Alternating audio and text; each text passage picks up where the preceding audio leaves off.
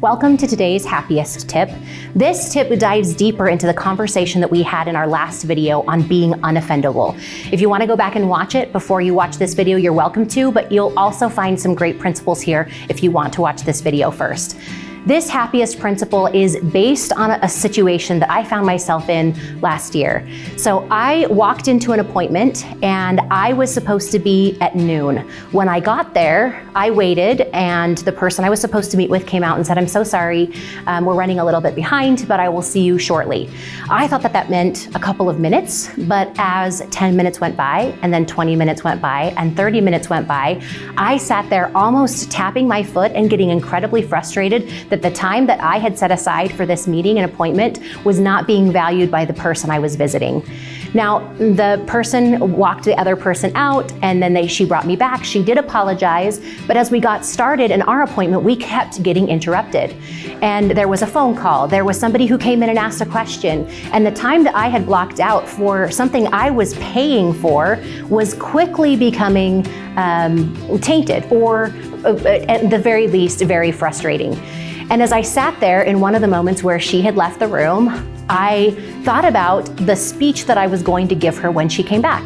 I was going to tell her that I thought she was fantastic and wonderful and that I loved her, but I didn't feel like my time was being valued, and that if it wasn't important to make an appointment, then maybe it wouldn't be best for me to continue using them for these services.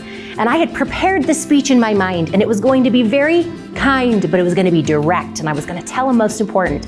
And then I had a thought that came to my mind that changed everything. You could be frustrated, but can you be flexible? And in that moment, there was a shift in my brain that helped me understand and to see her. She was incredibly stressed and frustrated. Who knows that for whatever reason, the person in front of her had come behind or had needed a little bit extra time and effort, and she wanted to take care of them. Or maybe it was just that she was having lots of interruptions because she had lots of responsibilities in the office and she didn't want to be interrupted and she wanted to be with me, but for whatever reason, it just wasn't working. And so for a minute, I saw her. And I saw what she might be going through. And I had the thought, I could be flexible. Now, I know that there are some moments that we can't be flexible, that our time and our circumstances don't allow. But when I ask myself the question, could I be frustrated or can I be flexible? I can often see the other person's point of view and recognize that it's not a matter of making sure I feel entitled to something, but it's a matter of making sure I'm in control of my emotions and not allowing any external circumstances to decide how I'm going to feel in that moment. And then I turned to her when she came back in, and she did look frazzled. I was so worried about my time that I didn't see her. And I just said, "I can be your most flexible customer today. What do you need?" And through the course of her feeling and saying how embarrassed she was, and she had another appointment that was coming in, but because I was running late and she was running late with me, it was all gonna backfire. I just said, "I can come back later. And don't worry about it, everything will be fine."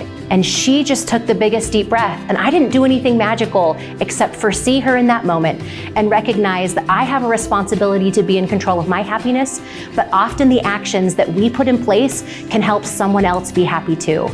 And so I want you to think about this question. Anytime you feel challenged in something that you might be entitled to, would a little flexibility increase your emotions and help you to feel more in control of living your happiest life?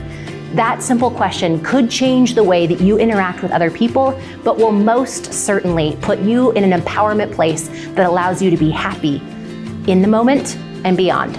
I wish you all the best in living your happiest life. Don't live any less than a 10. Be 100% committed to your happiness and your future.